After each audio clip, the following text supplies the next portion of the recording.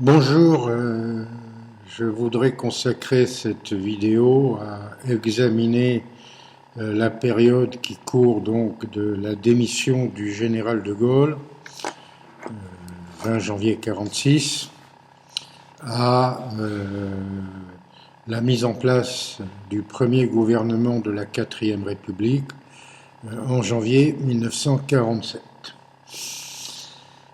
Cette période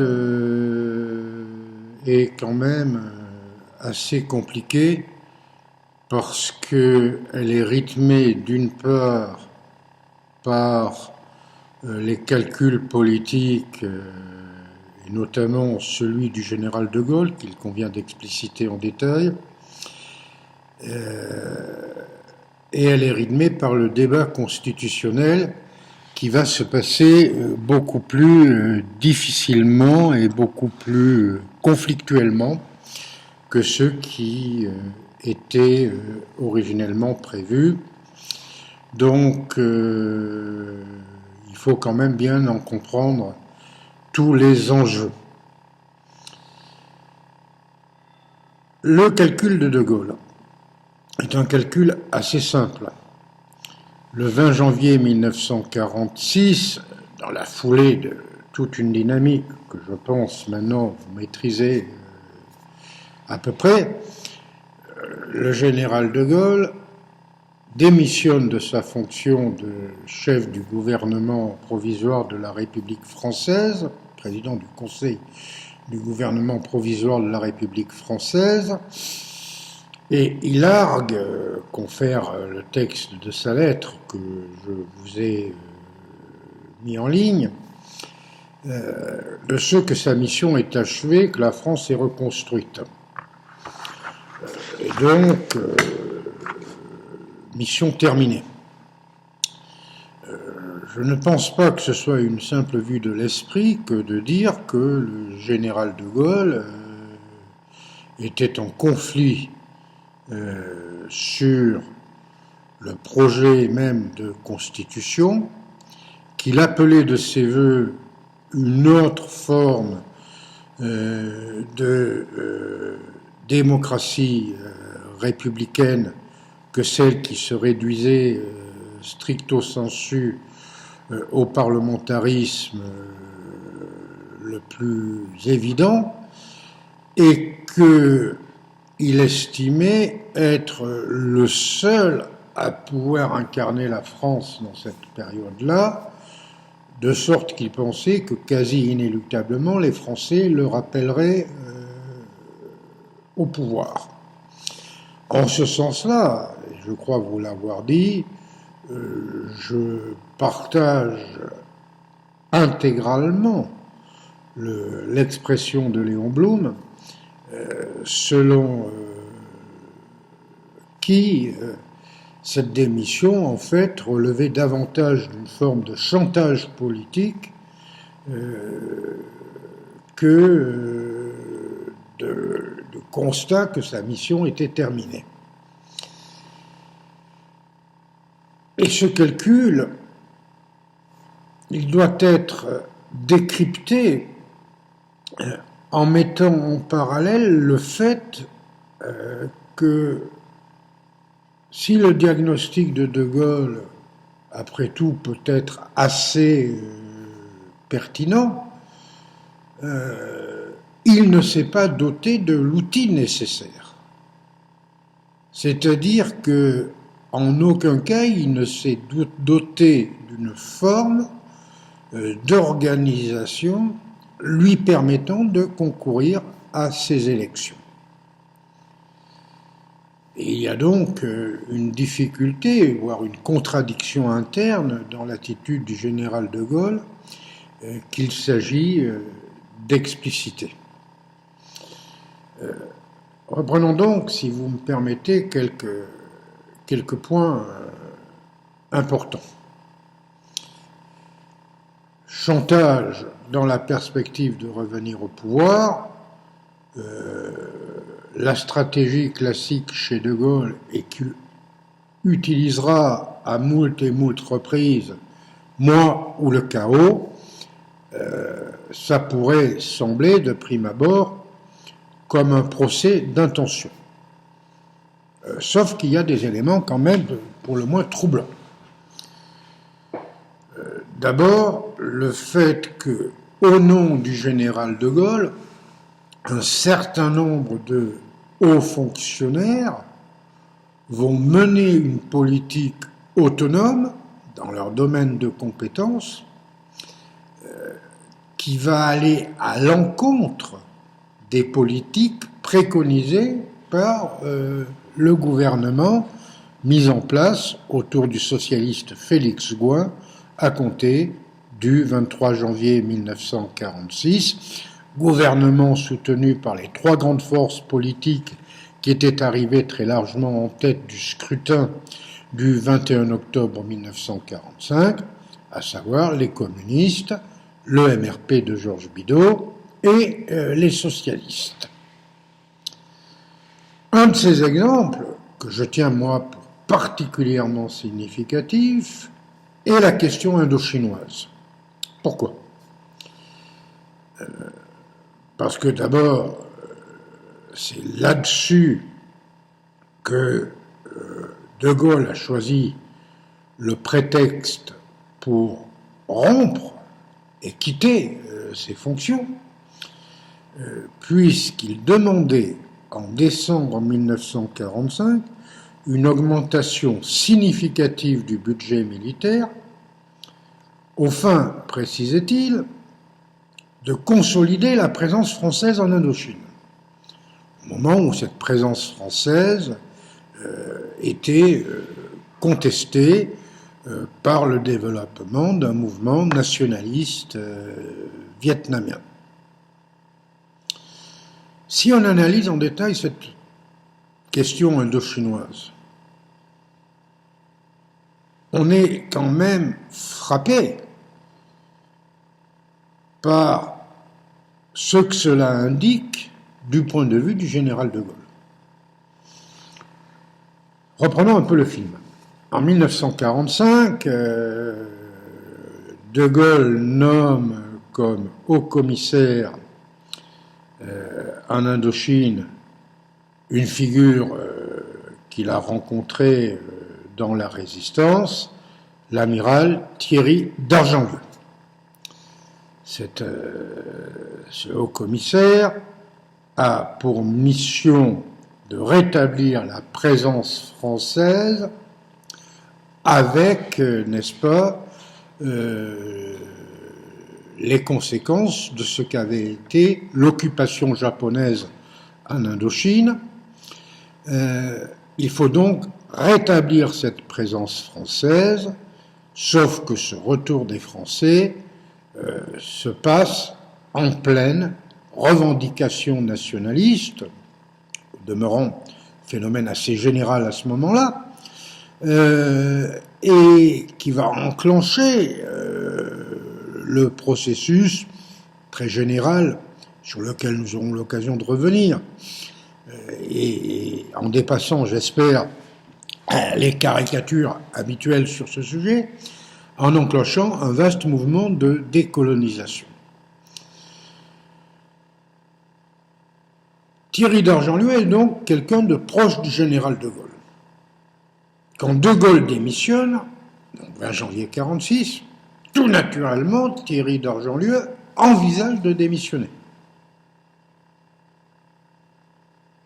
Mais l'entourage du général de Gaulle lui demande de rester à son poste en lui exposant clairement que de Gaulle n'a pas abdiqué de ses prétentions à gouverner. Et que donc, pour ménager l'avenir dans un sens qui serait favorable au général de Gaulle, il serait bon que Thierry d'Argenlieu demeure en fonction. Alors, excusez-moi, c'est pas tout à fait la même signification politique que de dire ma mission est accomplie, je m'en vais parce que la France est reconstruite. D'autant que, et ce n'est pas du tout un procès d'intention, Thierry d'Argentlieu, restant à son poste, va mener une politique qui n'a strictement rien à voir avec celle souhaitée par les autorités légales de la République. Il va agir davantage comme un porte-parole de la vision du général de Gaulle, lors même que le général de Gaulle a quitté le pouvoir. Et donc, disons le mot, il va saboter, il n'y a pas d'autre terme qui s'impose, la politique que les autorités légales de la République entendaient mener. Et peu importe que cette politique, de savoir si cette politique eût pu être appliquée ou pas, puisque les conditions politiques de son éventuelle application seront savonnées, seront sabotées par l'attitude du haut-commissaire Thierry d'Argentlieu. Et au cas où vous penseriez que j'exagère, je prends 3 exemples très clairs. Premier exemple, la manière dont le haut-commissaire nommé en 1945 par De Gaulle va s'opposer aux initiatives menées par le commissaire de la République, Sainteny, nommé par le gouvernement de Félix Gouin, et qui, dès mars 1946, parvient à un accord avec Ho Chi Minh et les nationalistes vietnamiens.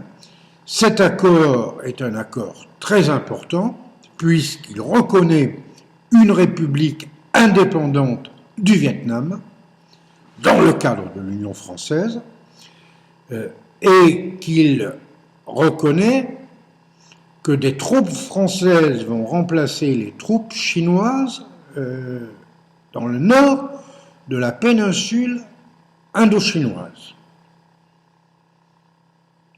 Et c'est signé, je crois, le 4 mars 1946. Et c'était la base d'une négociation qui devait se poursuivre, ce sera la conférence de Fontainebleau, au moment même d'ailleurs où, pour remplacer les troupes chinoises, les troupes du général Leclerc sont envoyées en Indochine. Immédiatement, Thierry d'Argentlieu, lors même qu'il y a un commissaire de la République, c'est-à-dire un préfet, nommé par le gouvernement en place, chargé d'appliquer la politique définie par le gouvernement, immédiatement Thierry d'Argentlieu, haut commissaire nommé par De Gaulle, mais De Gaulle n'est plus au pouvoir, va s'opposer à ces accords, va s'opposer au général Leclerc, de sorte que Leclerc quittera l'Indochine, 2 mois après. Il n'hésitera pas à parler de Munich indochinois, signifiant bien ainsi que, de son point de vue, la seule politique admissible est de garder l'Indochine française. Donc, aux antipodes de la volonté manifestée par le gouvernement. Il va profiter du départ d'Ho Chi Minh d'Indochine, au moment précisément où il sera à Fontainebleau, pour concrétiser les accords qu'il a signés avec Sainteny, pour les bafouer et les piétiner en divisant la péninsule indo-chinoise, en reconnaissant une république de Cochinchine autonome, rendant impossible, évidemment, la prétention à une autonomisation d'une Indochine unifiée, ce qui était la base de l'accord scellé entre, je le répète, Saint-Denis, seul représentant officiel du gouvernement légal de la République française, et Ho Chi Minh, de sorte que quand Ho Chi Minh arrive en France pour la conférence de Fontainebleau, il est placé devant le fait accompli.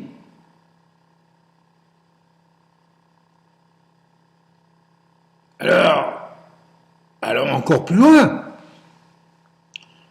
parce que malgré l'échec de la conférence de Fontainebleau suite à cette politique autonome gérée par le très gaulliste Thierry d'Argentlieu, le même Thierry d'Argentlieu va multiplier les tensions et les provocations qui vont aboutir en novembre 1946 à de nombreux incidents dans la région d'Haiphong, de sorte que la marine française, là aussi, obéissant à Thierry d'Argentlieu et pas aux ordres du gouvernement de la République,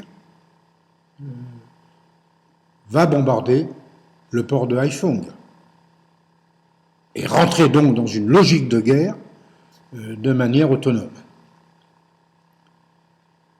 Je répète, la proximité entre le général de Gaulle et Thierry d'Argentlieu est avérée. Je ne pense pas que ce soit tout à fait un hasard que Thierry d'Argentlieu, qui est également rentré dans les ordres, qui est un religieux, soit choisi quelque temps plus tard pour célébrer le mariage du fils du général de Gaulle, Philippe de Gaulle, avec une jeune fille, mademoiselle de Montalembert. La proximité est évidente. Et je répète, la tentation qu'a eue d'Argentlieu de démissionner dans la foulée de la démission du général de Gaulle, et qui après tout était assez cohérente avec son engagement, n'a pas abouti parce que l'entourage du général de Gaulle lui a bien fait comprendre que la messe, si je puis m'exprimer ainsi, n'était pas dite, et que de Gaulle entendait revenir au pouvoir. Alors sur quoi se fonde cette idée que de Gaulle peut revenir au pouvoir? Parce que le général de Gaulle fait un pari qui n'est pas un pari tout à fait absurde. Et je vous demande de bien vouloir en considérer les termes. De Gaulle est persuadé que sur le plan institutionnel, il ne peut y avoir que des contradictions entre la conception ultra-parlementaire qui est celle des communistes et des socialistes d'une part, et la conception que peut accepter le MRP de Georges Bidault. Et donc, et ce sera aussi l'objet de son discours prononcé à Bayeux en juin 1946, là aussi, je vous l'ai mis in extenso dans les documents que je vous ai fait tenir, le général de Gaulle fait le pari que le tripartisme va éclater sur cette question-là. Et que donc, en quelque sorte, cet éclatement inéluctable, en tout cas qu'il juge inéluctable, administrera la preuve que lui, de Gaulle, avait raison. Et que dans la foulée, les Français vont le rappeler au pouvoir. Alors, examinons comment les choses vont se passer. Nous sommes donc en janvier 1946 quand de Gaulle s'en va. La mission de l'Assemblée strictement constituante et d'élaborer un projet de constitution. Il y a une commission qui s'appelle la commission de la Constitution. Jusqu'au départ du général de Gaulle, elle était présidée par le socialiste André Philippe, un itinéraire là aussi tout à fait important, tout à fait remarquable, d'un socialiste chrétien, protestant, économiste de très grande valeur, professeur d'économie, itinéraire très original. Et André Philippe étant nommé ministre dans le gouvernement Félix Gouin, donc le gouvernement qui succède à celui du général de Gaulle, il faut choisir un autre président de la commission de la Constitution, et on va se tourner sur un jeune député inconnu, jusque-là, député d'Arras, Guy Mollet. Et c'est donc Guy Mollet, en tant que président de la Constitution, qui va avoir à gérer les divergences de points de vue qui vont s'exprimer au sein de cette commission. Alors, sur quel terrain se produisent ces divergences de points de vue que De Gaulle avait prévu assez logiquement? D'abord sur le terrain de la nature du Parlement. Je m'explique. Socialistes et communistes sont partisans d'un régime parlementaire avec une seule chambre, une seule assemblée, unique, élue au suffrage universel direct, de laquelle procéderait à la fois l'élection du président de la République, symbole, n'est-ce pas, de la nation, mais dépourvu d'un certain nombre de pouvoirs, et le président du Conseil, chef du gouvernement, lequel est responsable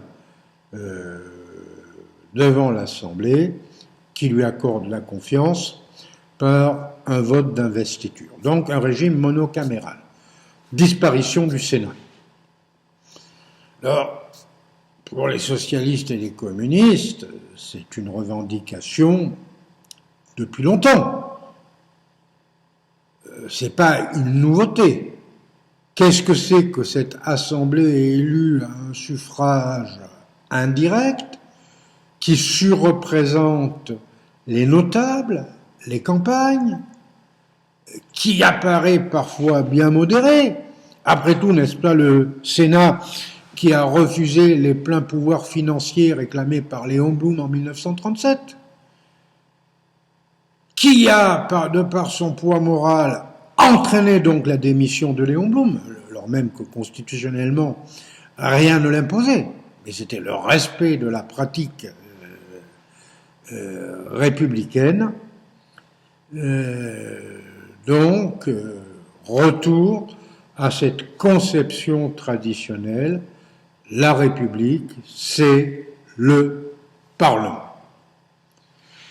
Et là-dessus, le MRP va, en commission de constitution, faire porter une offensive très sérieuse, parce que pour le MRP, il faut un équilibre des pouvoirs, et la dictature de l'Assemblée lui paraît quelque chose de dangereux s'il n'y a pas un contre-pouvoir d'une deuxième chambre, d'une seconde chambre. Par ailleurs, sur un certain nombre d'éléments pratiques, la liberté de la presse, que sais-je encore, il va y avoir des formes d'opposition, et en commission, Guy Mollet ne va pas réussir à obtenir l'adhésion du MRP. Il va proposer des formulations de compromis pour essayer de rapprocher les points de vue, mais ça va foirer. De sorte que le 19 avril 1946, c'est à l'initiative des seuls parlementaires communistes et socialistes qui ont la majorité absolue, qui ont quand même la majorité absolue à l'issue du scrutin du 21 octobre 1945, et qui vont déposer ce projet qui est extrêmement aussi intéressant parce qu'il comporte de nombreuses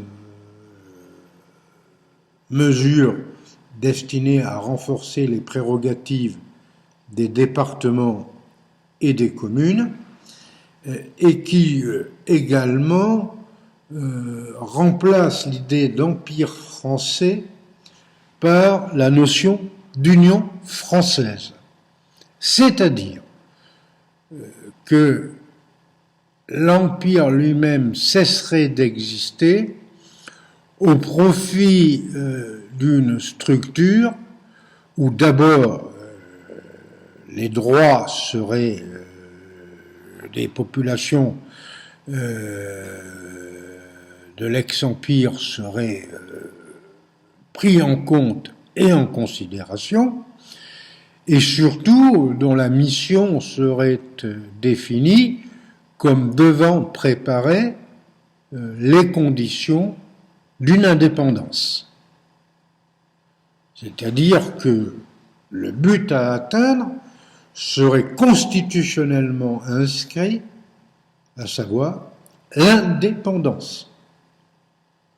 Alors, on peut toujours dire que c'est un prétexte, que ça ne va pas assez loin. Je vous fais quand même remarquer qu'inscrire cela au cœur même du texte constitutionnel, c'est pas quelque chose qu'on peut considérer, n'est-ce pas, comme billevesé. Hein, c'est quelque chose qui a du sens. Ce projet donc du 19 avril doit être ratifié en mai 1946 par référendum. Et là, qu'est-ce qui se passe? Il se passe que par 52,7% des suffrages exprimés, le corps électoral repousse ce projet. Alors, comment interpréter ce vote? Alors, première interprétation, qui semble donner raison à De Gaulle, que le tripartisme est mort. C'est que le calcul du général De Gaulle, selon lequel il s'agissait d'une forme d'alliance artificielle qui ne survivrait pas à son départ, semble devoir se réaliser. Et sans compter que ce rejet d'un parlementarisme poussé au maximum de ce qu'il peut signifier, assemblée unique, désignant le président de la République, le président du Conseil, tout cela milite en faveur d'une autre constitution et d'autres positions constitutionnelles que celle du général de Gaulle.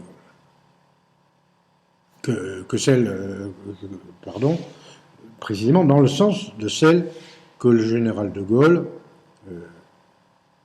énonçait contre le régime des partis et estimant que le pouvoir exécutif doit procéder du chef de l'État et pas simplement du chef du gouvernement. Enfin, replongez-vous dans le discours de Bayeux dont je vous ai fourni le texte. Dérive donc vers un régime d'assemblée qui ne résoudrait pas les problèmes de l'instabilité ministérielle, gouvernementale, apparemment, De Gaulle est en voie de gagner son pari. Parce que, qu'est-ce qui se passe concrètement? Rejet du projet de constitution, donc nouvelles élections constituantes. Scrutin du 2 juin 1946. Mais ce que j'observe immédiatement, c'est que le général de Gaulle ne s'organise pas pour concourir à ce scrutin. Et donc, il me semble qu'il y a à tout le moins une contradiction entre son positionnement et le fait qu'il ne participe pas à ce scrutin. Les Français viennent de lui donner raison, au moins en partie. Il y a des élections et il n'y participe pas.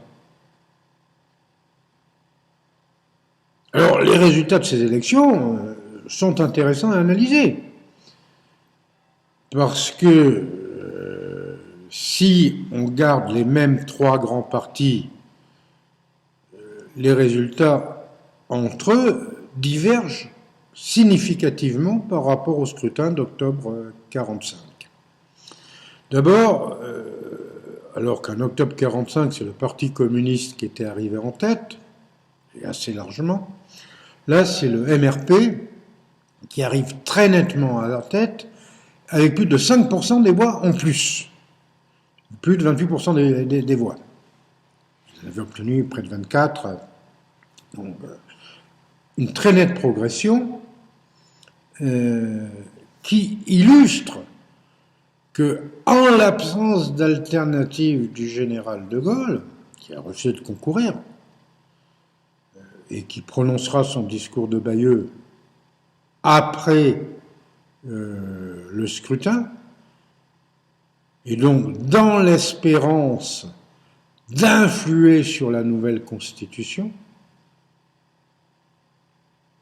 c'est ça la base de son calcul, qu'il estime plus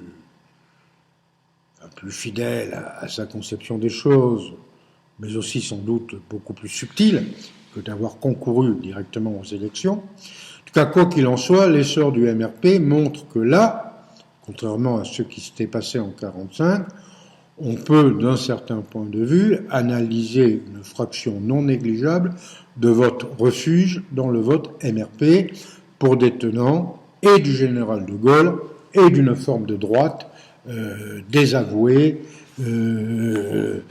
par sa compromission dans la collaboration, ou en tout cas présentée comme telle. Je crois essayer tenter de vous montrer que sur le fond, les choses étaient quand même assez nettement plus compliquées que cela.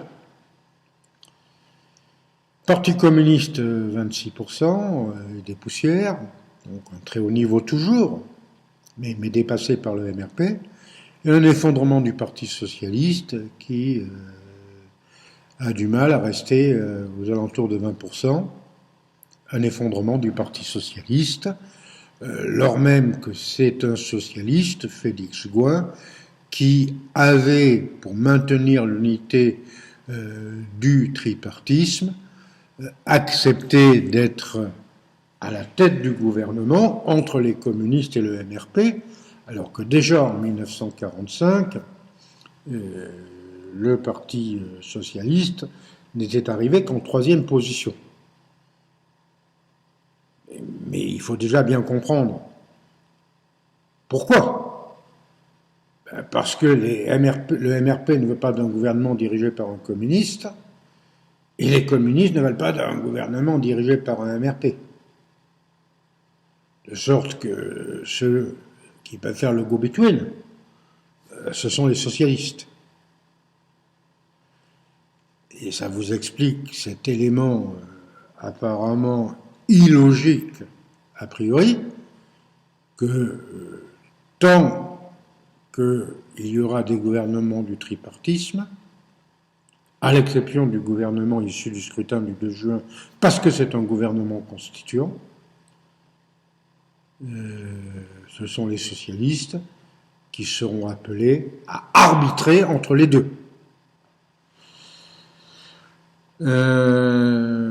J'y reviendrai dans quelques minutes.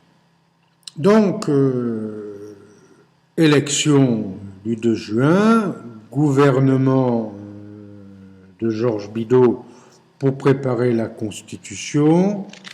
C'est une Constitution extrêmement basique, parlementaire, une forme de parlementarisme rationalisé, avec une volonté d'assurer un minimum de stabilité gouvernementale et avec une forme d'équilibre des pouvoirs. D'abord, 2 assemblées. C'était la revendication essentielle qui avait conduit le MRP à ne pas soutenir le projet établi en avril 1946. Donc, 2 assemblées. L'Assemblée nationale, l'ancienne Chambre des députés,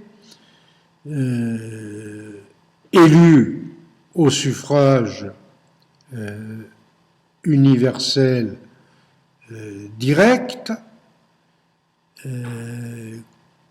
composée de 627 membres, élus pour 5 ans, et qui dispose de très larges pouvoirs, notamment celle de fixer la durée de ces sessions. Il faut qu'elle siège au moins 8 mois par an. Celle de fixer son ordre du jour, de voter les lois, de voter l'investiture du gouvernement, et qui a très peu de contrepoids. L'investiture du gouvernement étant votée par un vote de soutien au programme présenté par le président du Conseil. J'insiste sur cette procédure parce que nous aurons l'occasion d'y revenir. Mais il y a une seconde chambre, le Conseil de la République, qui remplace le Sénat, qui n'a qu'un rôle consultatif, c'est-à-dire qu'il doit émettre des avis à l'Assemblée nationale, et l'Assemblée nationale a parfaitement le choix de ne pas en tenir compte s'ils n'ont pas été émis à la majorité absolue des membres du Conseil de la République. Donc, on voit très bien déjà que cette chambre des sages, en quelque sorte, est quand même dans un niveau de sujétion vis-à-vis de l'Assemblée nationale. Ensuite, et c'est pas pour vous embrouiller l'esprit, le mode d'élection est extrêmement compliqué. D'abord, sur les 315 membres du Sénat, enfin du Conseil de la République, 50 sont choisis par l'Assemblée.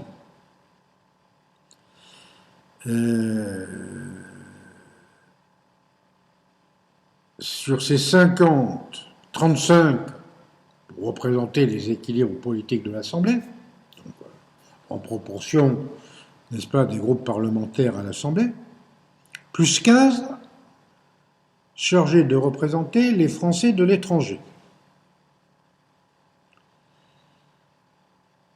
65 représentent précisément les assemblées locales d'outre-mer, et 200 sont élus par un collège composé des députés des conseillers généraux, et donc d'un ensemble, grosso modo, de 85 000 grands électeurs.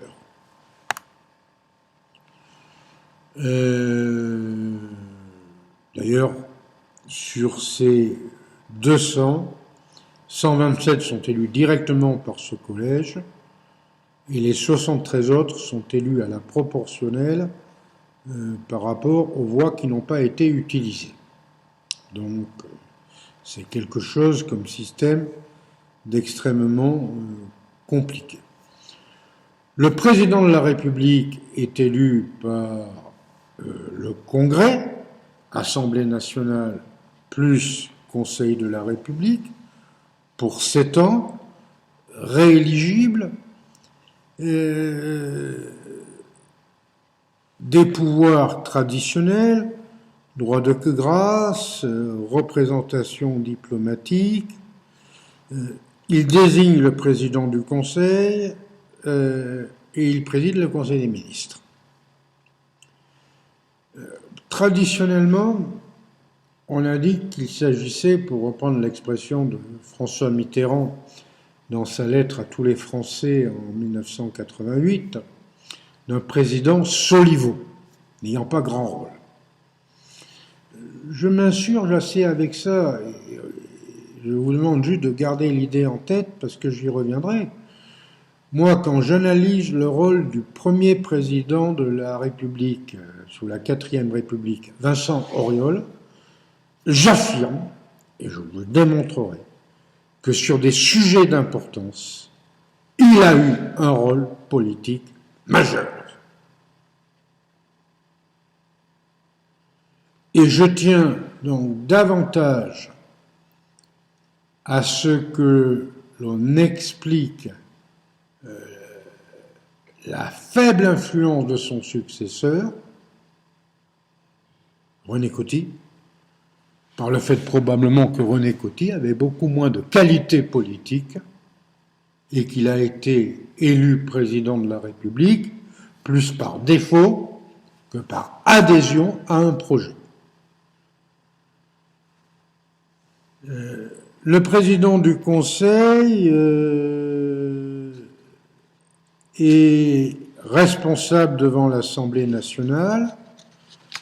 Il est désigné donc par le président de la République. Il se rend seul devant l'Assemblée nationale. Il prononce un discours de politique générale et l'Assemblée vote à la majorité absolue. Donc, c'est un homme et un programme qui sont investis. J'insiste, je répète, je tiens à ce que vous gardiez cette idée en tête parce que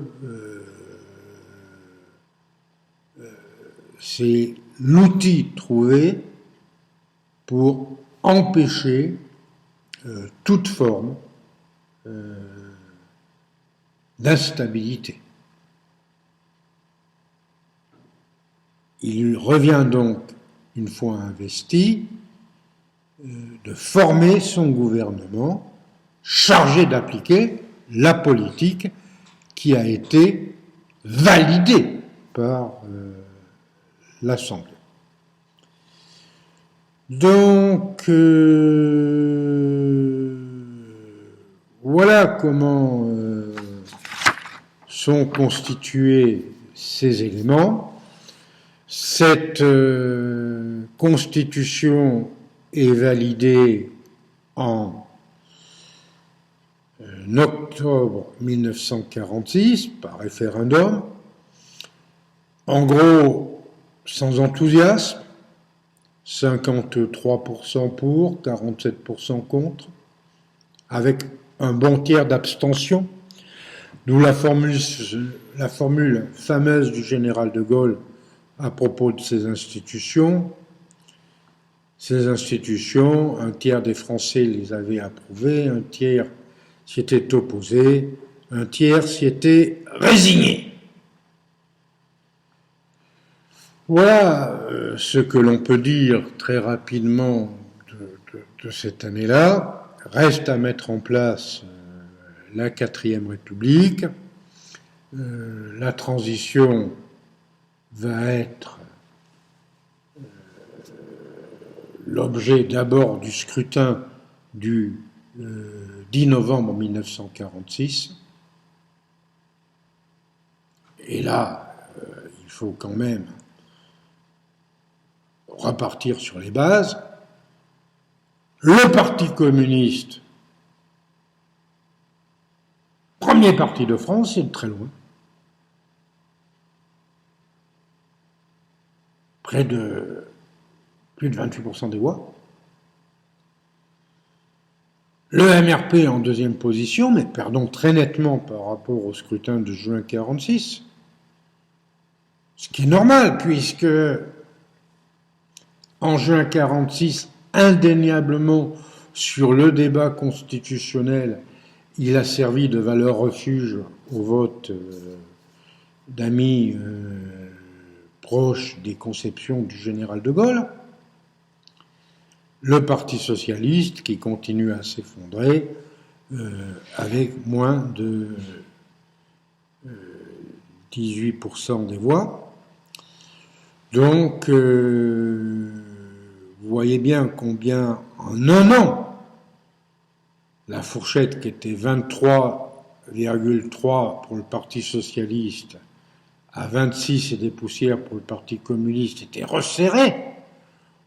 Autant là, entre 18 et 29, en passant par 26 pour le MRP, vous voyez bien que l'on est dans un écart très grand. Mais pour gérer la fin de cet gouvernement provisoire, on confie à un gouvernement socialiste homogène, le gouvernement confié à Léon Blum, le soin de gérer cette transition. Il faut mettre en place donc les nouvelles institutions. Il faut mettre en place l'Assemblée nationale, le Conseil de la République, le Conseil de l'Union française. Il va falloir donc travailler là-dedans. Il faut ensuite organiser l'élection du président de la République. Et pour cette tâche-là, donc, pendant un mois, un peu plus d'un mois, le tripartisme cesse d'exister en tant que tel. C'est un gouvernement socialiste autonome qui est à la charge de cette transition. Et donc, janvier 1947, après que Vincent Auriol ait été élu président de la République, on va retourner dans une forme normale de fonctionnement. Avec cette clé, c'est que le président de la République va demander à un socialiste, homme du groupe le plus faible de la majorité, de bien vouloir gérer les choses. Il se tourne vers un vieux socialiste militant acharné de la République, Paul Ramadier, qui deviendra le premier président du Conseil de la 4e République. Je répète, ce choix en faveur de quelqu'un du parti le plus faible découle tout naturellement du fait que le MRP n'acceptera pas un communiste et du fait que les communistes n'accepteront pas un MRP. Si bien que pour que la majorité puisse fonctionner, il n'y a pas d'autre choix. C'est en ce sens-là que le Parti socialiste va occuper un rôle central et que cette pratique va se trouver confortée par le fait qu'il va jouer un rôle important dans les hauts réseaux de l'administration. avec l'inconvénient qu'il ne sera jamais en mesure d'impulser une politique qui corresponde à son projet. Et que c'est uniquement, n'est-ce pas, par souci d'assurer la stabilité des institutions républicaines qu'il va gérer les affaires. Et qu'au fur et à mesure que les débats politiques et les conflits vont s'enclencher, et très rapidement en 1947, nous y reviendrons dans la prochaine vidéo, ce parti socialiste va être placé dans un dilemme fondamental qui est de sacrifier son projet et ses valeurs à la stabilité des institutions républicaines. Nous en parlerons dans la prochaine vidéo. Bonne journée.